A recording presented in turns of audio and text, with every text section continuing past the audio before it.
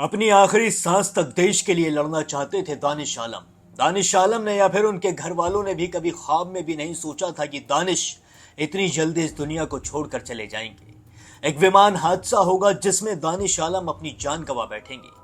जब आप देखेंगे दानिश आलम की मां को रोते बिलखते, जब आपको पता चलेगी दानिश आलम के पिता की स्थिति, जब आप समझेंगे कि दानिश आलम के परिवार का इस वक्त क्या हाल है और किन हालातों में दानिश आलम इंडियन एयरफोर्स में शामिल हुए थे, तो आप भी अपनी आंखों के आंसू रोक नहीं पाएंगे। दानिश आलम की दर्द भरी कहानी सुनकर आपके रोंगटे खड़े हो जाएंगे। आदाब, नमस्कार, Sat Sri Akal, peace to be with you दोस्तों। मेरा नाम है जुनैद भाटी और आप देख रहे हैं द न्यूज फीवर।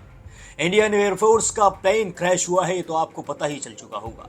असम के जोरहाट के एयरबेस पर यह प्लेन क्रैश हुआ, जिसमें 5 फौजी शहीद हो गए, जिनके आपको मैं सबसे पहले नाम बता देता हूं। जिनमें सबसे पहले आते हैं स्क्वाड्रन लीडर प्रशांत सिंह, जिसके बाद फ्लाइट लेफ्टिनेंट शुभम कुमार, इसके बाद आते हैं जितेंद्र शर्मा, और फिर आते हैं हेमराम कुमावत, और उसके बाद आते हैं दानिश आलम। दानिश आलम इंडियन एयरफोर्स में अग्निवीर वायु के तौर पर पोस्टेड थे। दानिश का सपना था देश के लिए कुछ करने का। शुरू से ही दानिश के अंदर जुनून था, वो देश की सेना में जाना चाहते थे और इसी वजह से उन्होंने इंडियन एयरफोर्स ज्वाइन भी की। जबकि दानिश के परिवार में कोई भी पहले से आर्मी में या फिर इंडियन एयरफोर्स में या फिर किसी भी दल में शामिल नहीं था। सबसे पहले अपने परिवार में दानिश ही थे जो इंडियन एयरफोर्स में भर्ती हुए थे। दानिश ने सोच रखा था कि वो देश के लिए कुछ ऐसा करेंगे जिसके बाद उनके गांव का वो नाम रोशन करेंगे और उनके पिता गर्व से अपना सीना तान कर लोगों से कह सकेंगे कि मेरा बेटा दानिश आलम देश के लिए कुछ करके आया है। लेकिन अचानक से प्लेन क्रैश होता है जिसमें दानिश आलम की जान चली जाती है। दानिश आलम भी इन्हीं फौजियों के साथ उस वक्त प्लेन के अंदर बैठे थे। प्लेन बस लैंड होने ही वाला था, लेकिन लैंड होने से कुछ ही सेकंड्स पहले इसके अंदर कुछ टेक्निकल खराबी आती है और अचानक से प्लेन धू धू करके जलने लगता है। इस प्लेन के अंदर उस वक्त 6 फौजी शामिल थे, जिसमें से एक को पायलट को बचा लिया गया है, लेकिन उनकी स्थिति अभी भी गंभीर चल रही है। पर इन 5 की जान चली गई। इस वक्त इन सभी के घर पर सदमे का माहौल है। हर किसी के घर पर मातम पसरा हुआ है, लेकिन दानिश आलम के घर पर बहुत ज्यादा मातम पसरा हुआ है।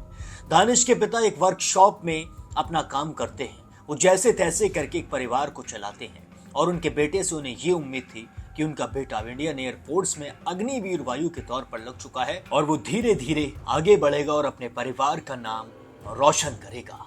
लेकिन दानिश के पिता इस वक्त आंखों में आंसू भर के बस यही कहते नजर आ रहे हैं कि उन्हें अभी भी यकीन नहीं हो रहा है कि उनका बेटा इस दुनिया से चला गया है। दानिश की माँ रोती बिलखती चीखती चिल्लाती नजर आ रही है। वो कहती नजर आ रही है कि कैसे भी करके उनका बेटा उन्हें वापस दे दो।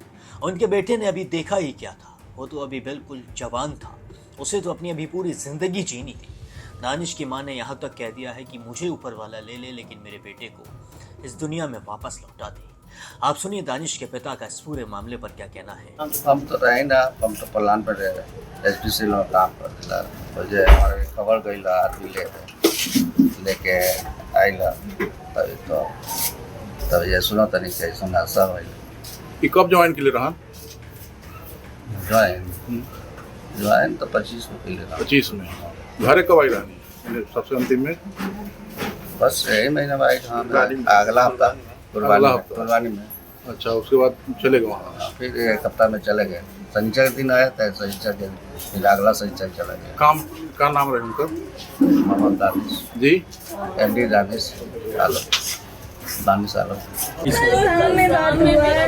हम लोग सबसे सामने क्या बोल रहे थे? कुछ नहीं बोला बाबू, मेरा ऐसे कर खैरियत, बस ऐसी खैरियत पूछने के लिए फोन करता है, क्या हो रहा है क्या नहीं हो रहा है। ठीक है, बोला क्या हुआ क्या नहीं हुआ। परिवार का बड़ी जिम्मेवारी थी उस पे।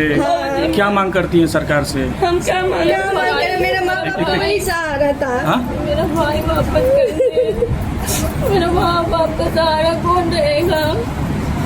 ये वो शादी आपकी शादी की बात करने का वो उनका सपना था कि आप फोटो मांगा है, कल फोटो मांगा था इसका। एक मिनट बताओ ना बेटा,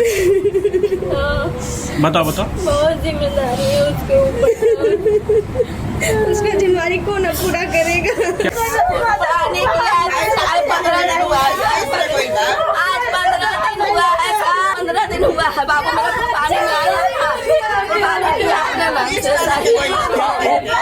वो जब बोलता था, क्या बोलता था वो? कुछ नहीं बोला था, कुछ नहीं, सब ठीक है बोलता था, सब ठीक है। अंतिम बार कब बात हुआ था उससे दानिश? हम बाबू मेरे मेहमान लोग आए, कल शाम में वीडियो कॉल लेट के बात किया, आज फोटो भेजा एक प्लेन पर का था। हम सोच रहे कि बैठ के फोटो खिंचाया होगा, इसी शौक से हम लोग बाजार निकल गए, आरा निकल गए, आरा से हम लोग खबर मिला, सब आदमी हम लोग रिक्शा टेम्पो करके चलाए लोग। हम नहीं सोचे थे सर कैसा होगा मेरे साथ ना इंसाफी। अंतिम बार दानिश से कब बात हुआ था? दानिश से कल शाम में बात क्या हुआ। बोल रहे थे दानिश? कुछ नहीं बोला, लेट के बाद अच्छा से बात किया, कुछ क्या नहीं बोल रहे थे कि अब की बार कब आएंगे? अब की बार बोला था कि शादी बगल में शादी है तो हम ज्यादा छुट्टी में आएंगे।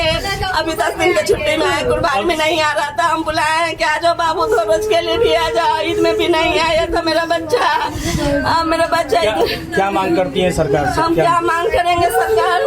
बोलिए तो हम तो बोलेंगे, हमारा दिमाग काम नहीं कर रहा है, हम क्या मांग कितने करें? बेटे आपके? कितने बेटे? मेरी बेटी 2 बेटी है, देखिए बेटी का हालत कैसा हो रहा है मेरी लड़की का। सुबह भी बात हुई थी, सुबह बात हुई तो सुबह कॉल किया तो बोला कि ड्यूटी निकल रहे हैं, कोई प्लेन में ड्यूटी पड़ा है, ट्रांसपोर्ट वाले प्लेन में ड्यूटी पड़ा, हम 12-1 बजे आएंगे उधर से तो फिर बात करेंगे। ड्यूटी जाने के पहले भी कॉल करता था, ड्यूटी से आने के बाद भी कॉल करता था, और रात में प्रतिदिन हम लोग दोनों आदमी में वार्तालाप होती थी, जो उनका है हमारा है क्या है नहीं है, सारी बात हम लोग होती थी। दानिश कैसा था?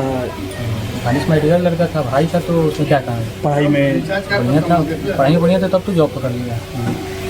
देश की सेवा में आज शहीद हो गए हैं, क्या मांग करते हैं? बहुत ही गर्व की बात है। मांग यही करते हैं कि बड़ी बहन है, लास्ट उम्मीद वही था, बड़ी बहन का शादी करना है। माँ बीमार रहती है, माँ के इलाज के लिए कुछ सरकार से जो मिल जाए, और अपना कोई पैतृक संपत्ति नहीं है, सरकार से कोई आगे का उम्मीद नहीं है। पिताजी प्राइवेट काम करते हैं, 10,000 रुपया मिलता है, 8,000 मिलता है, कब तक करेंगे? पिताजी का भी उम्र 50 साल हो गया है, बस कुछ जीवन के लिए हेल्प हो जाए, यही मांग रहे हैं। हमारा नाम विश्वजीत तिवारी पड़ेगा। दोस्तों सुना आपने किस तरीके से आंखों में आंसू भर के रोते बिलखते नजर आ रहे हैं दानिश के परिवार वाले। दानिश आलम जिला भोजपुर के रहने वाले थे और अपने देश के लिए बहुत ज़्यादा जुनून उनके दिल में था और कुछ करने की तमन्ना उन्होंने ठान रखी थी, और उससे पहले ही वो इस दुनिया को छोड़कर चले गए हैं। अब हम अगर कुछ कर सकते हैं तो दानिश के लिए दुआएं कर सकते हैं। जितने भी लोग इस प्लेन क्रैश में शामिल थे, जितने भी फौजी शहीद हुए हैं, उन सभी के लिए हाथ उठाकर हम दुआ कर सकते हैं, उनकी रूह को सुकून मिले, बस इसी की हम ऊपर वाले से फरियाद कर सकते हैं। अगर आप भी चाहते हैं कि इन सभी फौजियों को जिन्हें शहादत मिली है, उन सभी की रूह को सुकून मिले, उन्हें ऊपर अच्छे से अच्छा मकाम हासिल हो, तो आप भी इनके लिए दुआएं ज़रूर करें। और दानिश आलम के लिए आप क्या सोचते हैं कमेंट सेक्शन में ज़रूर बताएं। बाकी और भी सारे अपडेट्स के लिए चैनल को सब्सक्राइब भी ज़रूर कर लें।